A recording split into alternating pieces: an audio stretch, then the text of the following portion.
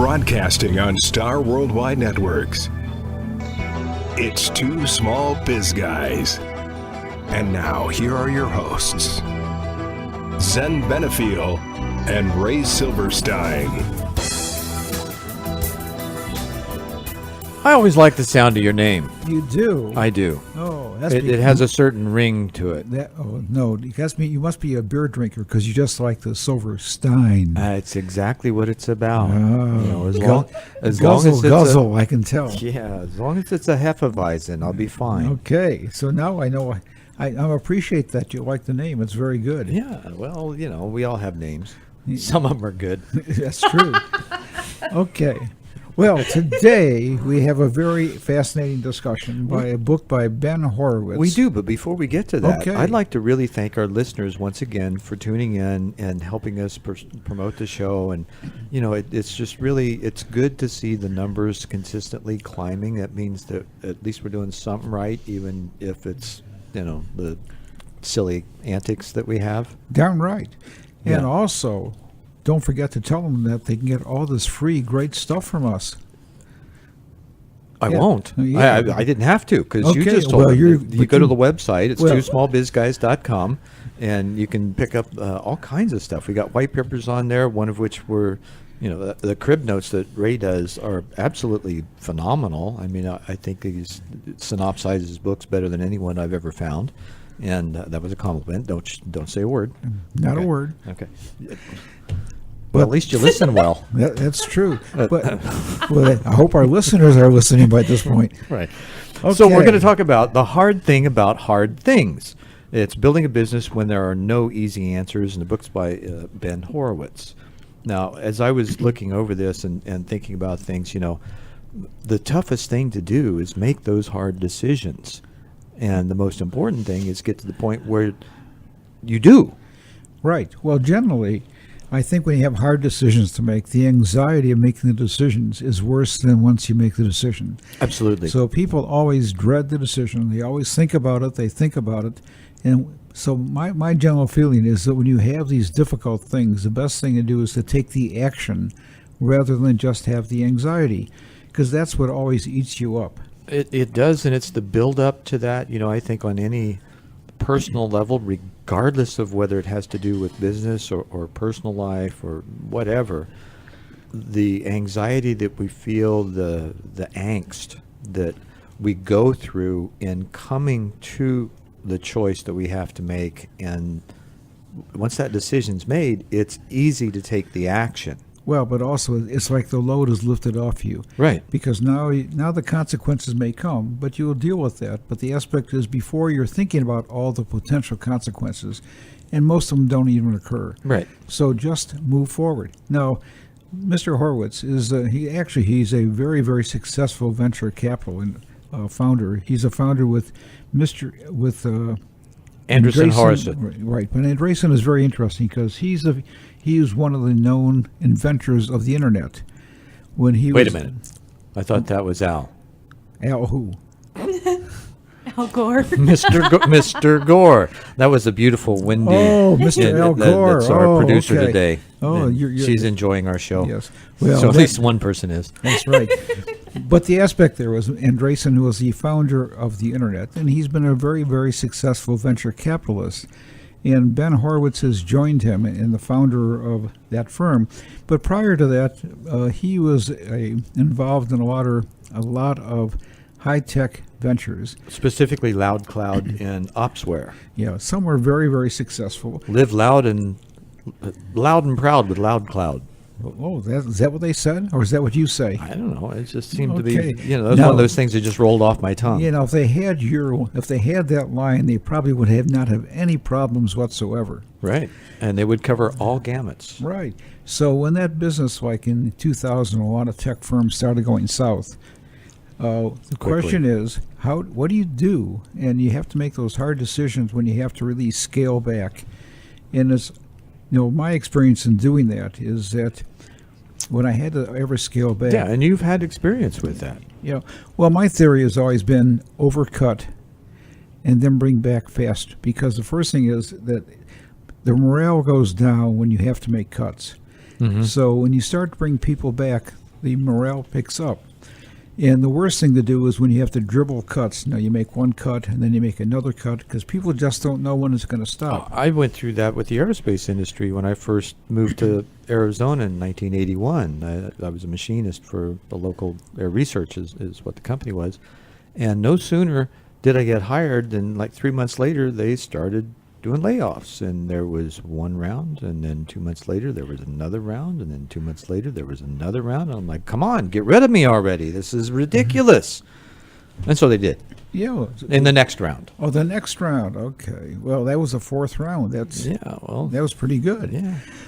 But the aspect At least is, they didn't get knocked out. Okay, but the aspect is, at least my philosophy Well, is it sort of did. that what you want to do, you want to get it over with. Because he talks Yeah. about these hard decisions you have to make and how you have to face them.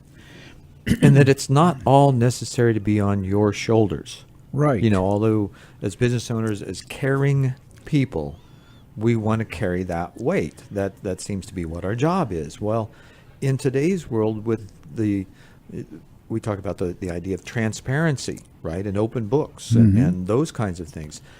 You don't carry the weight. It can be shared.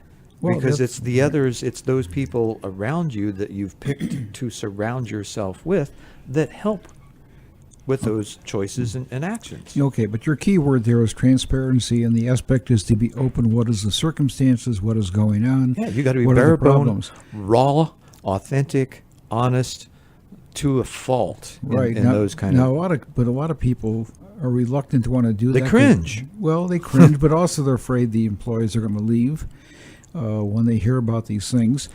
But actually, when you hold these things back, the employees know what's going on. Oh, yeah, and they'll talk amongst themselves, right. and bad news travels fast, and rumors spread down the mill across the border and around the town and faster than you could say squat. How fast can you say that? Squat. Okay. See, Boy, that was pretty fast. Yes, it was. He also talks about, he says, what is the secret of being a successful CEO? And what do you think the secret is? I don't know that there is one. Yeah, honestly, that's what he and says. I There is don't- no secret. Oh, gosh. I must The have read word is book. out. There's no secret to be a successful CEO, but there's one skill that stands out, and that's the ability to focus. And the thing which I noticed... We must focus. Oh, my God, that was faster than scatter. or That other almost word came used. out wrong, didn't it? Well, it depends what you're trying to say. It either came out right or wrong. I'm not sure now. But the aspect here is that I find with a lot of small business owners, the major problem they have is they don't focus. They think that doing everything is just accomplishing. And actually, you really have to say, what is my business and how do I really focus on it? What are the strengths? And who do I have around me? You know, not just what the strengths, but what are the weaknesses? And don't deny what they are. Don't overemphasize either. You've got to have Is that either or either? either tomato. Okay, You know, we're in the vegetables now. Stein, does it? You know. So Boy, I'm overwhelmed with that comparison. So he says that basically there is no formula in building a company, but building a company can lead, and probably in many cases leads to tough times, hard times, where you have to make those decisions. And the decision isn't only about cutting back. Sometimes the decision is whether you do expand, whether you hire people, do you hire the right person. it depends on revealing the problems in the business, and you can see it from the above perspective, looking down on it. But where you really find out what those problems are from the people that work for you. Yeah, that goes back to your open aspect of transparency and communication. Right. So a key in any organization is communication both up and down. Right. Because you don't want people to be reluctant to want to talk about things which are not working right. And you've got to have the strategy involved, especially from a CEO standpoint. He's got to set the example, or she has to set the example of the communication strategy across the board and embody that. You know, Right. like he says, this is not checkers. And What is it? He says it's not checkers. What is it? He says it's motherfucking chess. Oh, my right? gosh. So, oops. Did he say that? No, I didn't. He did. Okay. Who's he? Horowitz. Okay. I just That's such a horror. Do you Wits. okay. Do you like that line that he talks about? It's not checkers. Well, I'm surprised that he actually comes out and says that, but that's the emphasis on the syllables is that That's right. But he's also it's no babble. But this is right. real stuff, and it is chess, Yeah. and it's not just chess. Well, okay, I won't say it again. Okay, but chess requires a strategy more than checkers. And in chess, there's more moving parts than in checkers. Well, I'm not not only talking that, about, but they you move have- different ways. And not only move different ways, a skilled chess player is looking at least 3 moves ahead. That's right. Okay, and there's no tail in that. Okay, we're not going to touch that at all. Mm-hmm. But then he says the most important thing that the author learned as an entrepreneur was to focus on what he needed to get right and stop worrying about the things that he did wrong or might do wrong, which is interesting because a lot of people bring up all these circumstances. Well, this might go wrong, it may not work, and they really are they hold back because of all these possibilities. Well, and they throw fire hoses. I mean, they pull out the fire hose and they dash others' suggestions or possible answers to the problem. It's like, no, that can't work. No, that can't work. Well, why? Let's explore. It's like that's the whole Dale Carnegie thing, right? Where you throw it up on the board and there's no wrong answers. There's no wrong anything. You just put it up there. There's no judgment. Right. And then you go back through and you analyze each one of those possibilities, and one of them is going to work. Okay, but you analyze more. them. But you analyze them against what is the focus of the business, Right. And do they really satisfy the focus and direction and goal and mission of the business? And if they don't satisfy that, no, the decision is no, we don't do that. Yeah, and you don't want to go down and have a conversation with your local bartender. Well, I think. Well, what are you talking? That's why my name is Stein. Well, a lot of times, depending on who's behind the counter, there's a lot of unemployed PhD people how do you- behind the counter. How do you think you become a consultant? I mean, that's the simple way. You stand behind the bar. Yeah, really, you get good tips sometimes. So he talks about one of the things he learned in a high-tech business. We're going to raise the bar here. That's right. Developing a strategy is figuring out the right product is the innovator's job, not the customer's job. And that's interesting because people always take surveys of customers. And the most interesting quote about that, I think, is Henry Ford's quote. If they said, I asked my customers what would they want, prior to the car, he said they'd want a faster horse. Right. So the aspect is, do you really listen to your customers? And he talks about the aspect, you talk to the innovator, and the innovator says, okay, what can we do with this? Right. Now we talk. But the customers are involved, not necessarily from listening to them, but to looking at where they're at and where you perceive them to be going and what they need next. Right. The keys are what are their needs, right? Right. And sometimes they don't always know what their needs are next, and sometimes you have to plant that seed. What's next? And that's where innovation comes in. You see that. You have a future vision, and then you create that vision and bring it into reality. Right, because his comment is a customer only knows what he or she thinks they want based on the experience of the current product. Then the innovator really is not concerned so much with the current product. They're concerned, as you state, okay, what are the demands of what is going on in the environment? Right. Well, it's like what changes are there? It's like looking at a customer as being inside their box, right? They're inside the box. They don't know. They only know what's in the box. Right. Well, if you're outside the box, you're able to read the labels. Oh, that's very, So you know very the good ingredients. Analogy. Very good analogy. So we want to be outside the box, know what's going on, and then we have to know what we have to put in the box to make it even better. Right. Or how to get out of that box. Right. That's how to take the lid off and bring them up to a whole new living awareness, not only of what their needs are, but what they can have to serve those needs. Oh, you're right. So so he also I'm surprising talks- you today. I can yes, tell. It's yes. like, I'm overwhelmed. I'm sometimes speechless. Yeah, I'm just full of it. You speechless? At times. Only temporarily. So he talks about when things fall apart, which can happen many times in high tech because your product that you have gets obsoleted by technology, or gets obsoleted by your customers' needs, or even the environment which you have no control over. He talks about the struggle, and this is where he talks about greatness really comes, is how you face the struggle. Right. Now, we're going to talk more about this. And boys and girls turn into women, or men and women, Are you sure? often. I tell And, people, you know- I tell people I'm more immature now than I was a kid. Well, I don't want to grow up. And I am. I was playing golf with a couple of guys the other day that were my kids' age, and they said, Zen, we got to ask you, how old are you? Oh. And I said, well, how old do you think I am? And both of them simultaneously blurted out, 25, Oh. because that's how you act. And I'm like, cool, I love it. And little did they know I'm, more than twice Only that. 23. Yeah, But, well, I'm a great grandfather. So, oh, my and gosh. how does that work? So, if you don't know how that works, you have a problem. Speaking of men and women daring to be great, we'll be right back. Thanks for listening to Two Small Biz Guys. We really appreciate it. Two Small Biz Guys with Zen and Ray. We'll be back after this.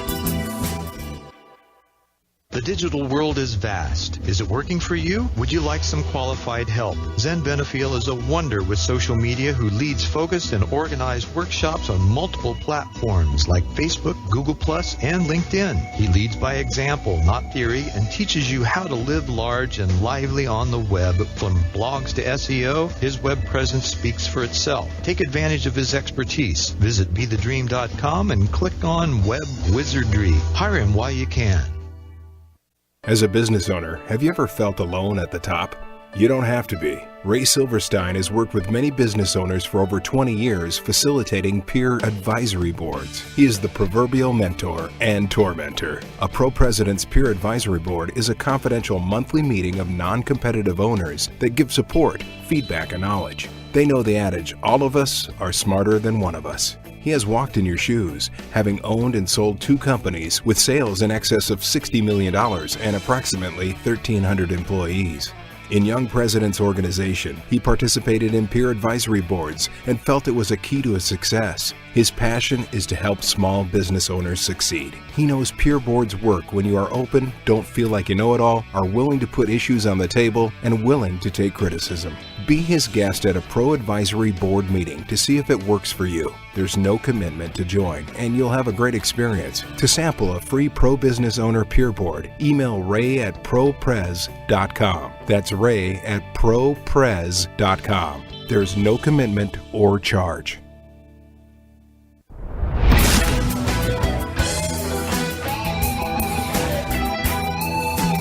You're listening to Two Small Biz Guys. Now, back to your hosts, Zen Benefiel and Ray Silverstein.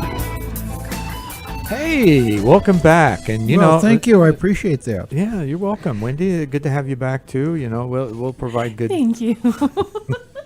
We'll provide some more laughs in this session. You just never know what we're going to say. Speaking of never knowing what we're going to say, would you like to be a guest?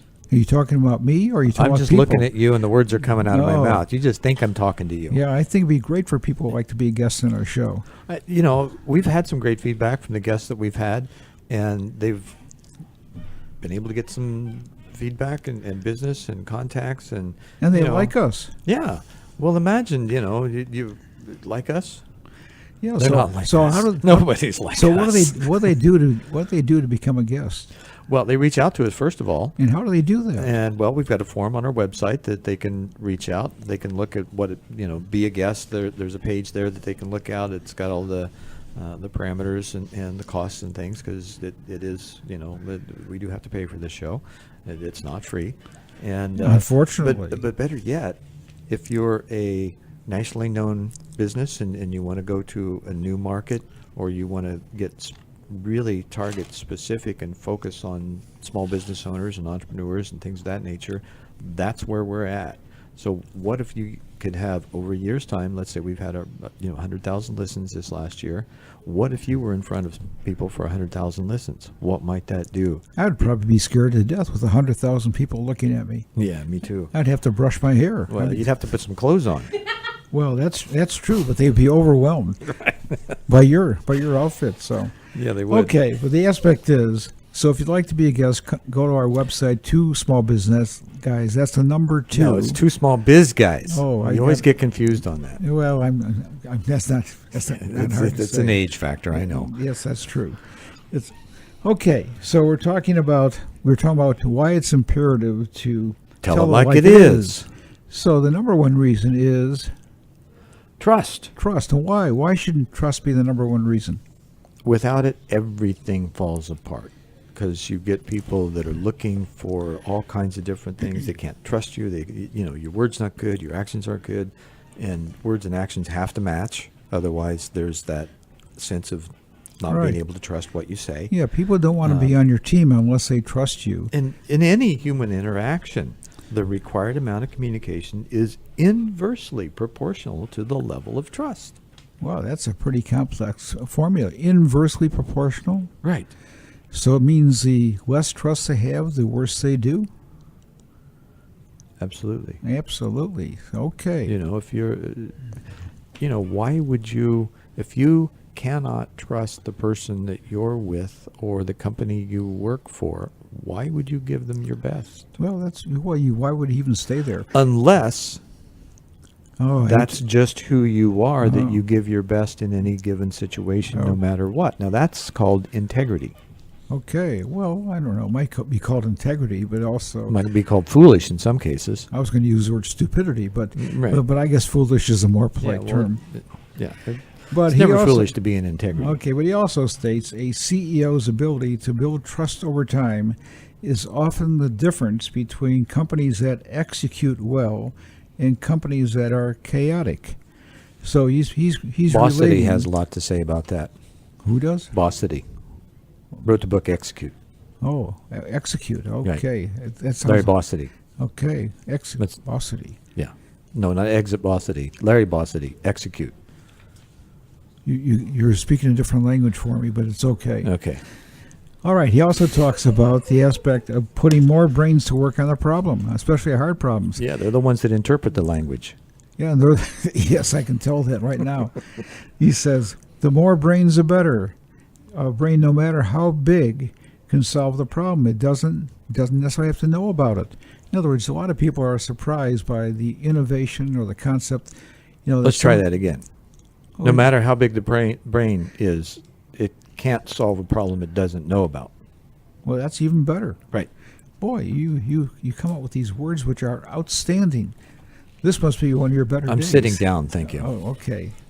All right. And what does he say also about a good culture? He talks about RIP routing protocol. I don't know what was RIP, rest in peace? That's what I thought it was. But Okay. I don't think in a manufacturing environment that has anything to do with it. So he says, if you investigate companies that have failed... You might will be able to pick it up in the context. Okay. He also says if you investigate companies that have failed, you will find that many employees knew about the fatal issues long before these issues killed the company. Okay, so it is rest in peace. So if the employees know something, why didn't they say something? They Right. probably did. Well, this goes back to the means of communication, and Right. how open management is to encourage that kind of communication. And not just how open they are to encourage it, how well they listen to it. There's a Because different... the employees are going to speak, they're going to talk. They're going to talk. You got to have your ear to the water cooler, and be able to know what's going on. Yeah, there's another spectrum to this, and that is dealing with customers. Are you just looking at my shirt? Yeah, I'm overwhelmed by it. The full spectrum. Yeah, I would probably wear that shirt when I take out the garbage, but it's a very nice looking shirt. But he talks about the aspect of, he doesn't talk about this, but It just looks like spilled paint. yeah. Years ago, I was in a group and we had a president of a major retailer, and his comment was, we want to encourage customers to complain. Because if customers don't complain, we can't do anything about it. And Right. so the aspect is when you get a customer who has a problem and you resolve the problem, you have a higher probability to be a customer for life because you took action to resolve the issue. Mm-hmm. So one of the aspects is the same thing here. If you don't tell your employees, don't tell you the problem, you can't resolve it. Right. This is one of the things that our research, or that eventually became, it's now Honeywell in the big picture. They have a suggestion program. They do. And many large companies do.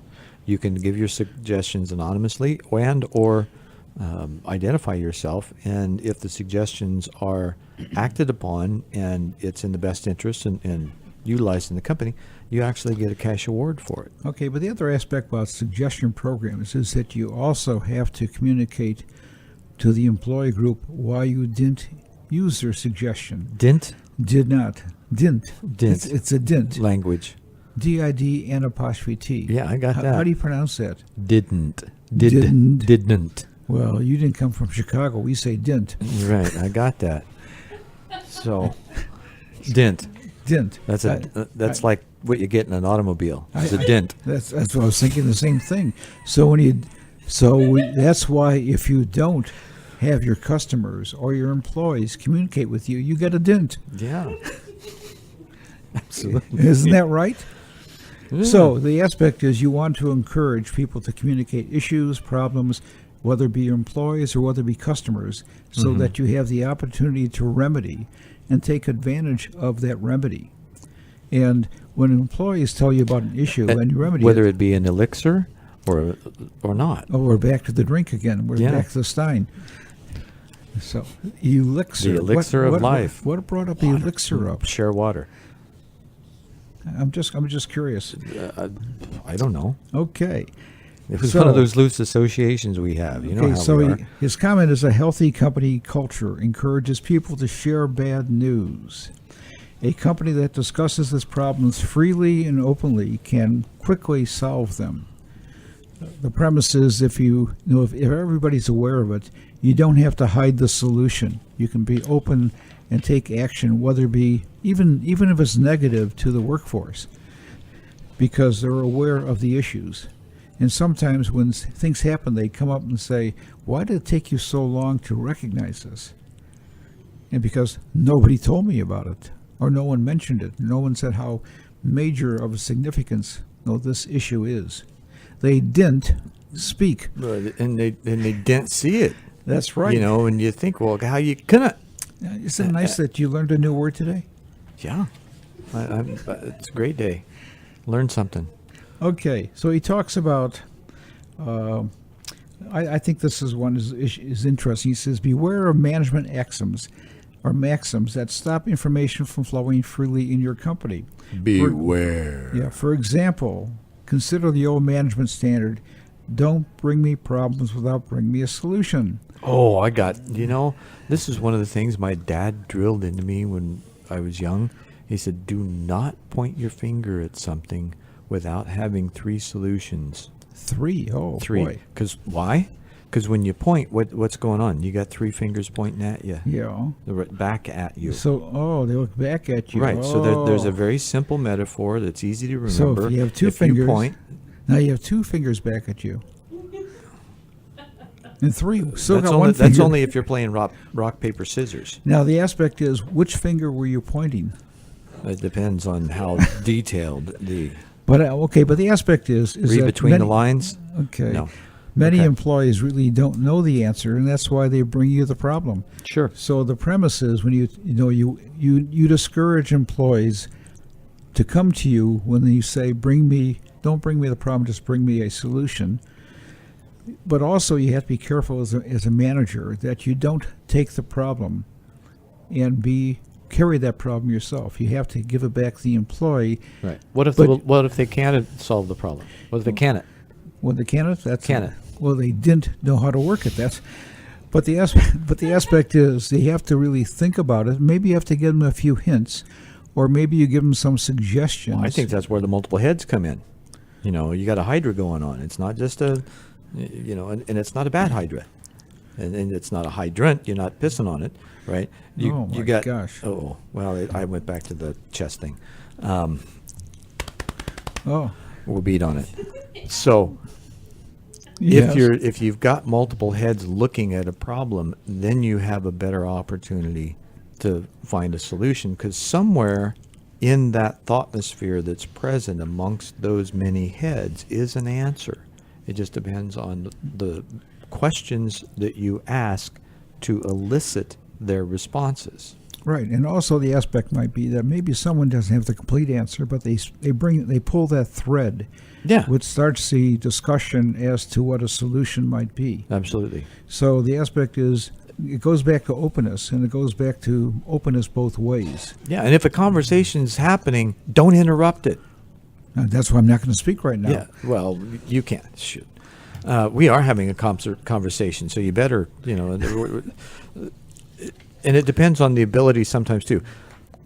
Many conversations in process, the triggers, the thoughts, they come at random and quickly, and oftentimes if you aren't able to write them down, you forget about them. So you've got to set the stage. You've got to have conversation rules that, if an idea comes out, and it's okay to blurt it out without offending everyone else.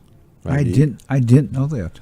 Well, it depends on the situation and how you set the ground rules up for your meetings. You're right. Well, there is a format for meetings that can make it effective, and we'll get into that. Oh, we are. Okay. Yeah, we will. And when we come back sometime afterward, who knows where we'll pick up. And speaking of picking up, pick up a copy of the crib notes from this week's discussion. Yeah. Discussion. We'll say that. The hard things about hard things. The hard things about hard things. You can get that on our website. You'll see it in the blog post that we put up about the show. And what's the website again? twosmallbizguys.com. And Thanks that's for listening. Number 2. Number 2. Two taste treats in one. We'll be right back. Thanks for listening. Two Small Biz Guys with Zen and Ray. We'll be back after this. Hi, I'm Zen Benefiel with Be the Dream Transformational Life Coaching and Professional Services at BeTheDream.com. Our mission? To provide leading-edge transformational personal and business development services. Our services include life coaching, enterprise coaching, partnering facilitations, and possibilities coagulating. We've been in business since 1988. In times of massive change, you need someone who can help you adjust and transform. I can meet that challenge with you, offering a stellar skill set from serving individuals and companies for over 20 years. I invite you to peruse BeTheDream.com and put me to the test. Fill out the coaching assessment survey and give me a call. The first call is free, and you can find out if I'm what you are looking for in a coach, consultant, or service provider. Call 480-633-7179. Let your dreams mold future realities. BeTheDream.com. Business owners want to call their own shots, make appropriate income, and control their destiny. Our passion is to help you achieve your goals. A Pro Peer Advisory Board is just the thing. It's a confidential monthly meeting of non-competitive owners facilitated by a pro who has walked in your shoes. He's your mentor and tormentor, moving you ahead. When you have issues or opportunities keeping you awake, where do you get help? Pro Boards give support and non-biased feedback from your peers. To sample a free Pro President's Board meeting, email ray@propres.com. There's no commitment or charge. Email ray@propres.com.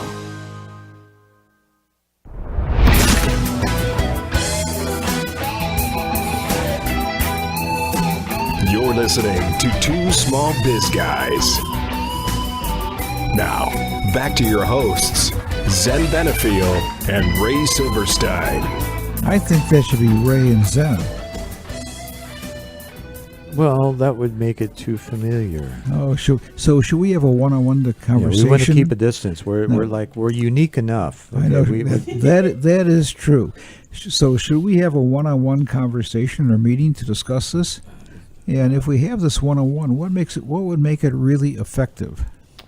Well, first of all, we could improve. We could ask.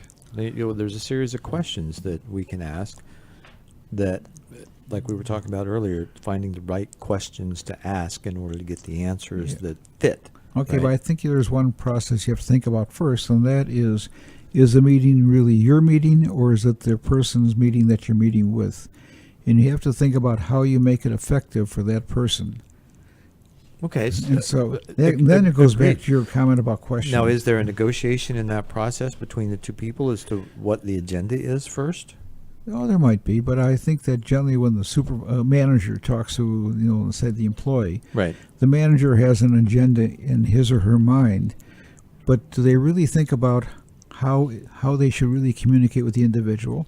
Do they really think about what is really the way to best motivate or encourage? And in transparency, do they let the individual know what their agenda is? Well, they should. Up front, right. I mean, and these are things that aren't often done because we're so busy and trying to get stuff done that we don't think about how to do it the best. We often just look at and just jump into it because that's what we do. Okay, We so just jump into a it. meeting should kind of be like a sales. They talk about in selling that the salesperson should be only talking about 10 to 25% of the time and Mm-hmm. listening either 90 or 75% of the time. Right. So when you're having a meeting with somebody, Those numbers almost add you up. want to pull them out. You want to pull out their thoughts. So therefore, you probably want to think about the same selling rules And that sometimes you you want to just really want to want to pull listen out. to them. Right. You're busy talking. What do you want to pull out? I like it so much being in the middle of Oh, stuff. I you know? thought you- I I thought- never want to pull out. Well, I can tell. That's why we talk about the hard thing about hard things. Yeah, exactly. So if we could improve in any way, how would we do it? How do you do it? Right? You You have stay to- in longer? No, you have to ask the right questions. Right. So, question would be, if we could improve in any way, how would we go about doing this? And you first of all, you don't say to them, "I don't know this," or "Didn't tell me." Right. That's a great question. Let's figure out an answer. Right. How do we, what do you see wrong? How can we, what's the number one problem with our organization? Why? Right? Why do you think? So, That's a big question. We used to ask that as kids. Well, why? Doesn't matter. Just go do it. right? Well, no, Well, that doesn't work. so the premise is you always want to ask open-end questions. Your discussion should always be open-ended. So What's another, not fun about working here? You want me to answer that? Oh, that's a good question. Do people really think that work should be fun, or do they think that work should be work? I think personally, Yeah, personally. in my unique perspective, if it's not fun, get the hell out. Well, my attitude is that when you go to work should you should have an enjoyment from it, Absolutely. a satisfaction. It might be fun, it might be a satisfaction, it might be a sense of accomplishment, but you have to have some feeling from it, a positive feeling. Right. And otherwise you don't enjoy going there. And in order to be your best, your most productive self, that comes through the enjoyment that you have in performing your job. Right. Just the entire environment, being there, the people, the kind of a thing that you're doing, the way you're using the mind, the physical activity that All you do. those good things. All of those things that affect your general well-being. Okay, now if you're an entrepreneur or business owner, my attitude is if you don't have fun, you're in the wrong business, because you have to have some fun when you go there. A lot of people are very serious, which is fine, but I think you have to find a Are sense. those the serial entrepreneurs? No, serial entrepreneurs Or are serious? Oh, no, those are the guys that no, are way the- out in space. The serial entrepreneurs are Kellogg Right. and other people like that. But Post. these are not serial entrepreneurs. These are people. Are they who- magically delicious? Wow. I think they snap, crackle, and pop actually. Okay. But those are. But the aspect is when you go What's to not work. fun about working here, right? Yeah, that's right. It's kind of silly. And then he says, "Who is really kicking ass in the company? Whom do they admire?" Now that's kind of interesting. I mean, do you ever talk to the employees and say, "Who is really doing a great job?" And who do you really admire? Pardon me. Whom do you really admire in this organization? So I think it's an interesting question. And the answers to that reveal not only whom they admire, but it also reveals who you might want to think about putting in leadership roles. Yeah, it does. Yeah, another question he talks about is, if you were me, what changes would you make? Now, I've tried that question, Yeah. and it's interesting. Pool table in a bar? A lot of no, because they weren't the owner yet. Oh, But the aspect is a lot of employees get very scared when you ask that question. They're afraid they don't know how to answer.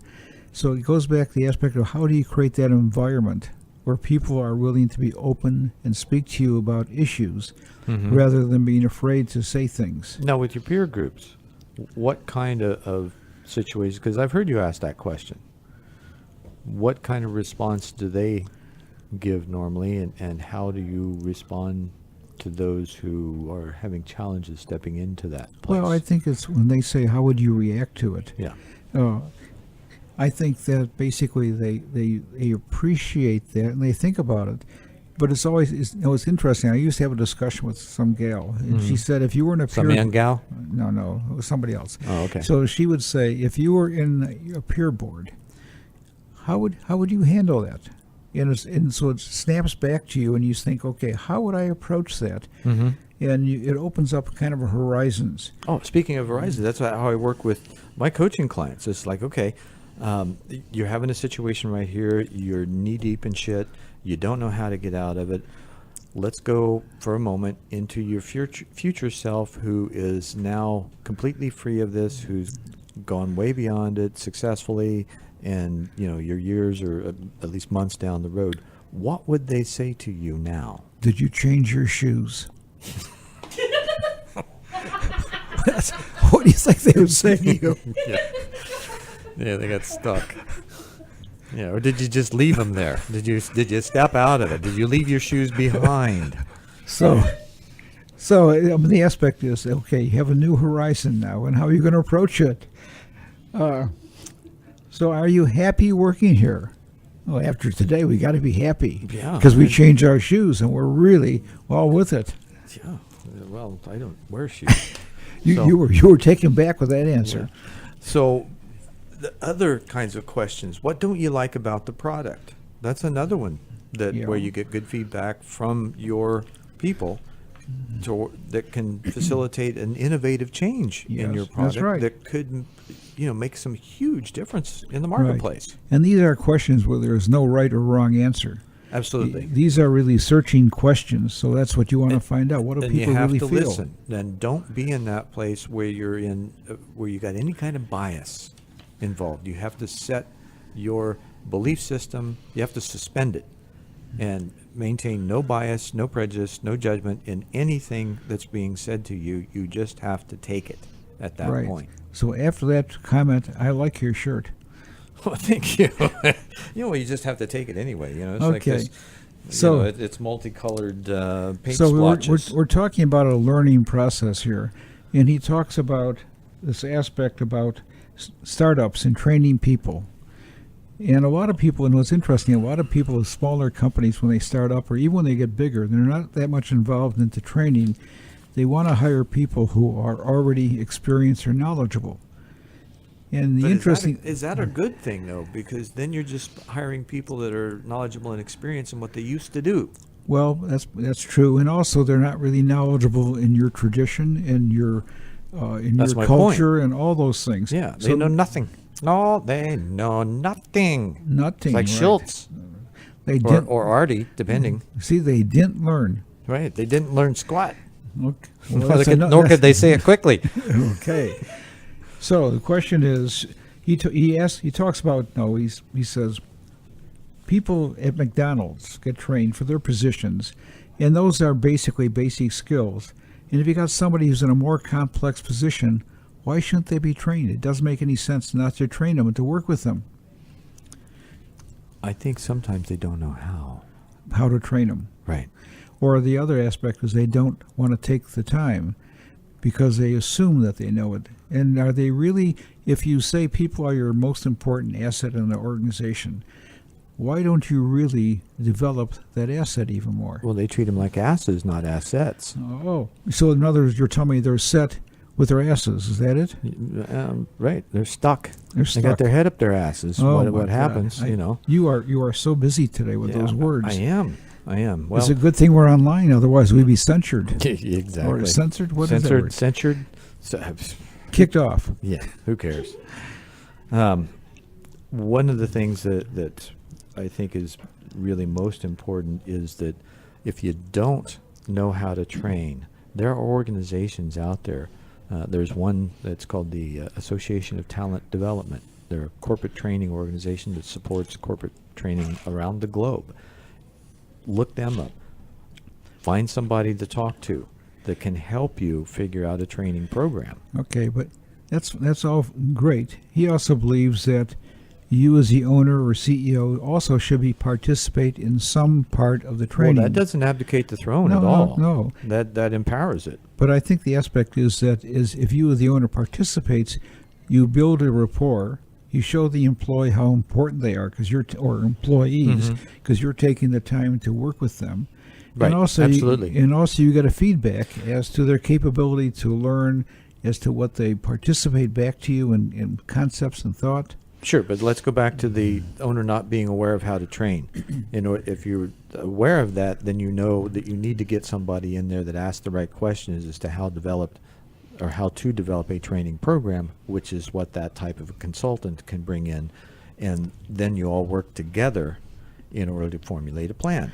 So what you're saying is that when you want to train, you want to be the engine. You don't want to be the caboose. Right. And speaking of caboose, we're gonna.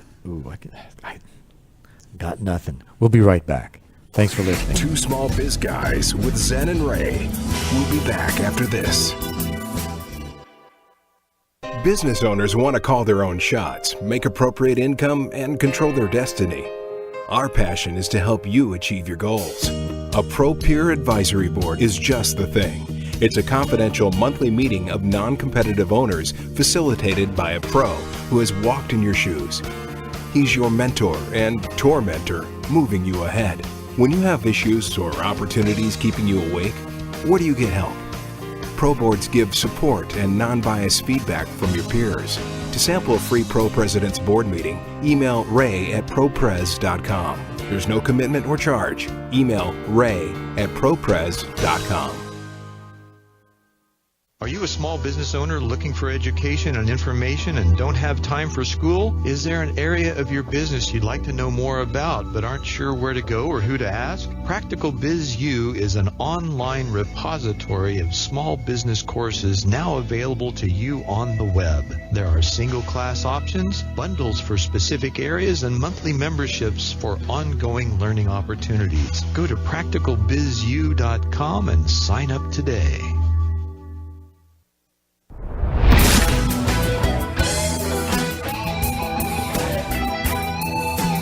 You're listening to Two Small Biz Guys.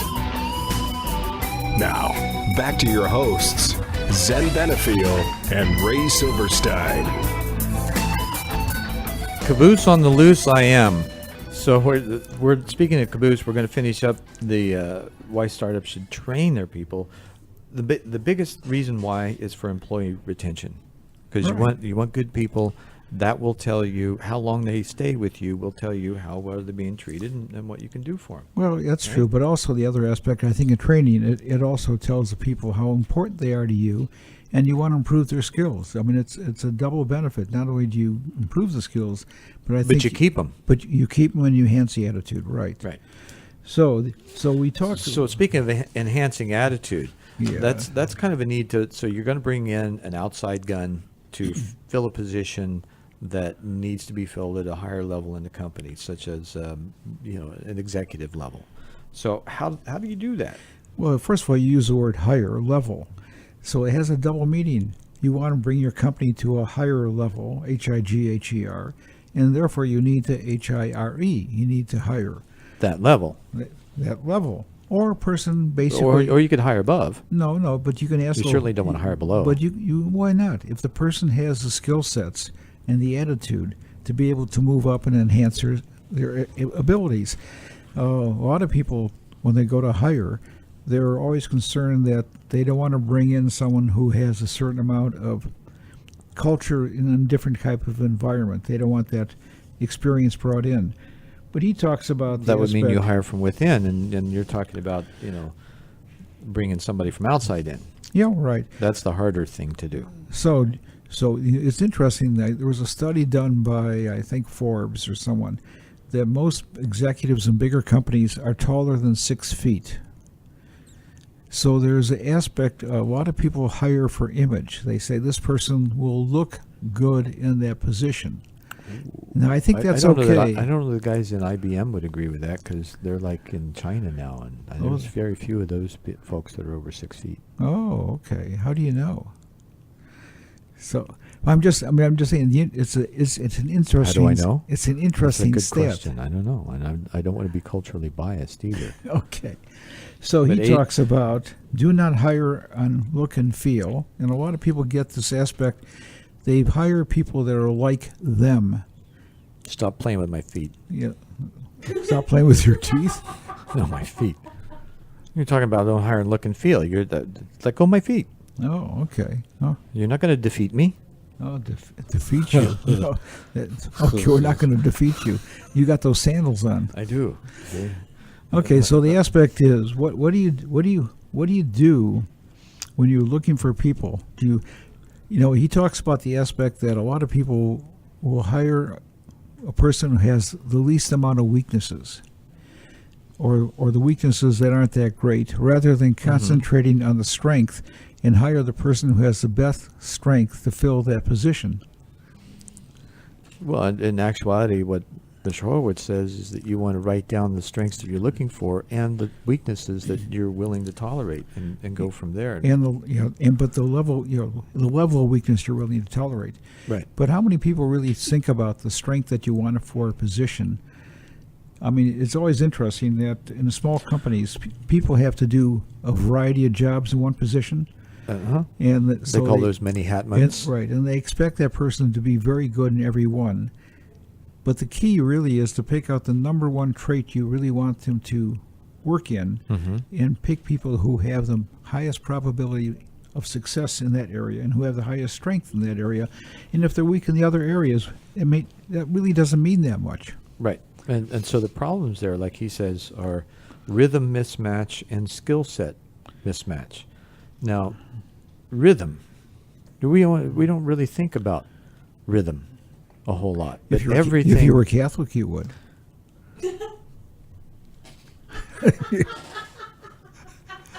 Got nothing on that one. You have no comment on that. Yeah, that's the hard thing about doing the hard thing, right? That's right. Okay, so but back to the book. Okay, but a business has to have a certain amount of rhythm. Well, not just the business, but the people, their rhythms, their the gait, how they walk, how they talk, the rhythm at which they work. We all have these patterns, rhythms, cycles that are natural to us that we may not even see. So that we can develop our own ability to be better in those areas. But those areas, it's like a concert. It's like forming a band, right? It was interesting. I had a lady in one of my groups who was a recruiter. And she could tell me, she said, she could say whether that person is going to be a good candidate or not by watching them get out of their car and walk in the parking lot. Now, that was her comment. So she's talking, I guess, about the rhythm at which they move, as to whether it's quick, slow, how they walk, are they trudging, or or the erectness of their body, how their head is set, what angle their chin's at, where they're looking when they're walking. And I used to work with an industrial engineer one time, and he told me that in Europe, handwriting analysis was a major factor for hiring. So they used to do handwriting analysis as to how you wrote as to whether you get hired or not.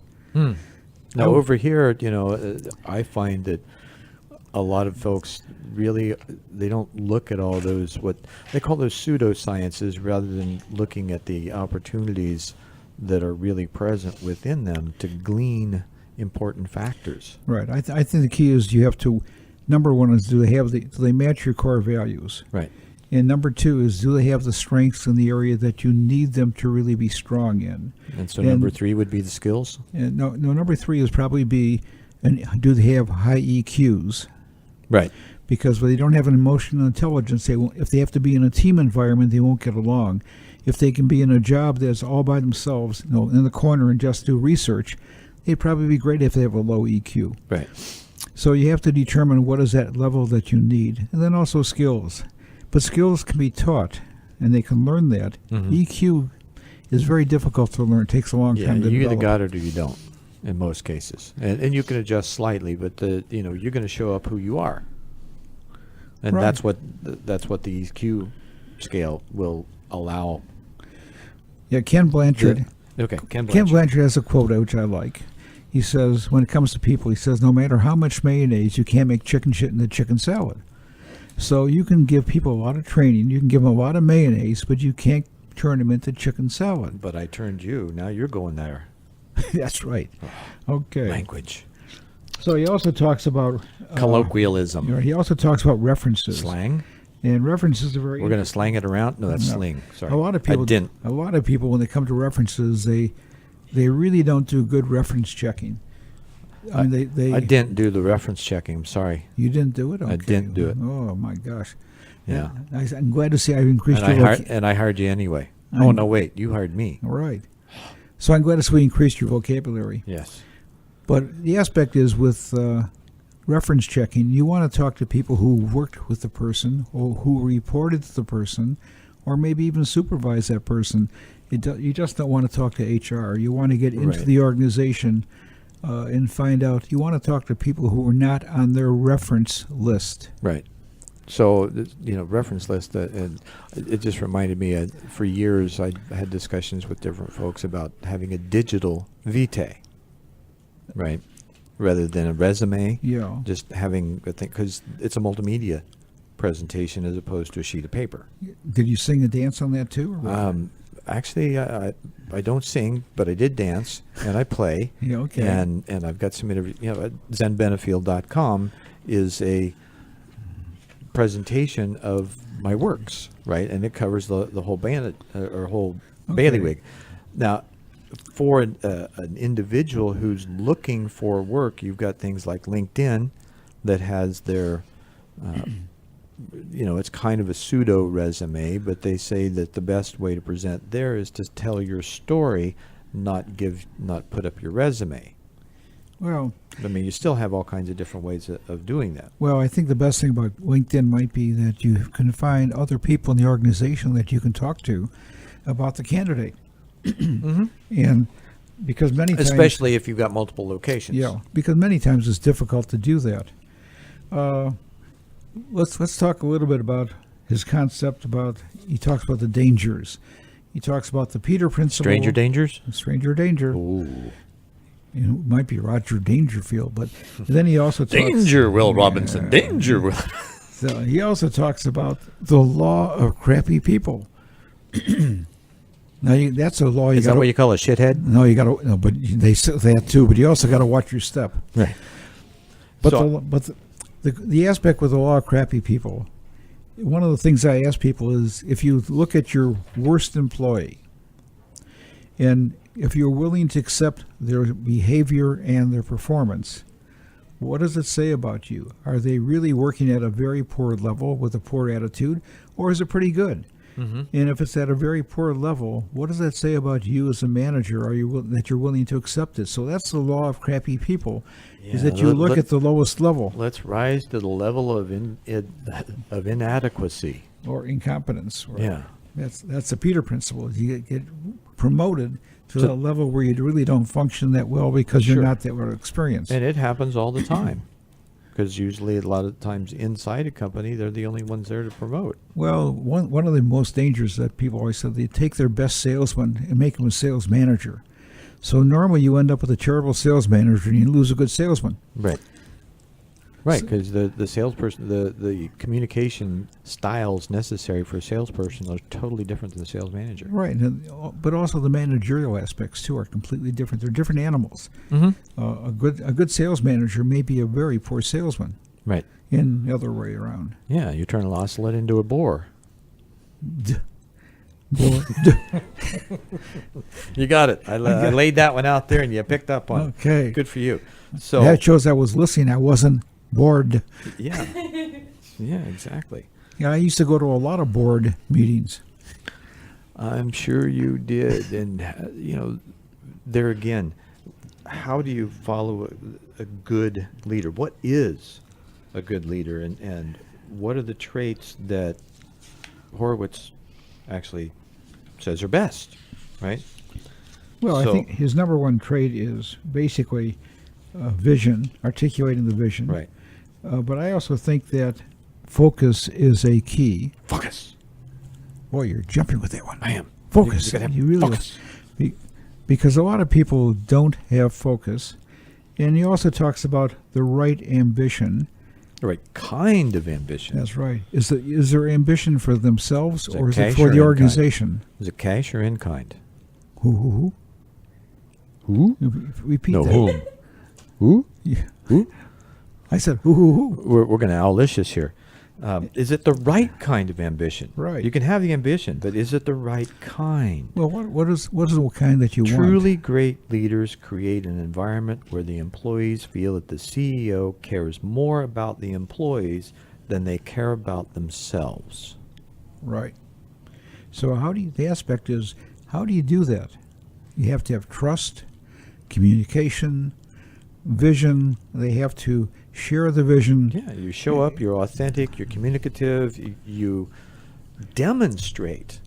Actions speak louder than words. If you're there, you're amongst the people, you're talking to them, you're enjoying them, you're helping them in ways, and even the little ways that they don't even think you'd be doing. You walk up and you hear a conversation that somebody's having one day, and you're out somewhere and you see something that, a little thing that, a booklet or something that ties into that conversation that you overheard, and you deliver that just without being asked or anything. It's a little gift that you wouldn't expect, and all of a sudden it's like, wow, he really listened and he cared because he went out and did this, or she went out and did that.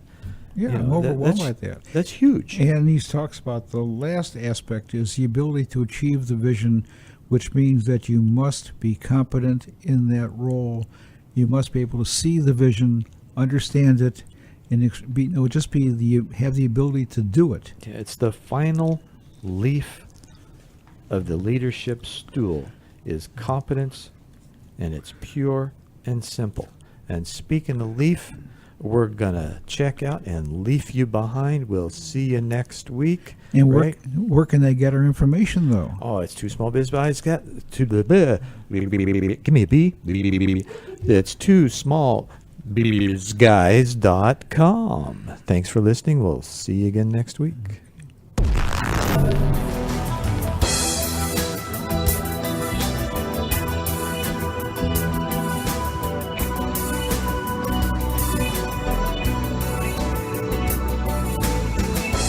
Thank you for listening to Two Small Biz Guys with Zen Benefiel and Ray Silverstein. You can hear Two Small Biz Guys live every Wednesday at noon or catch their show on demand anytime 24/7 right here on StarWorldWideNetworks.com.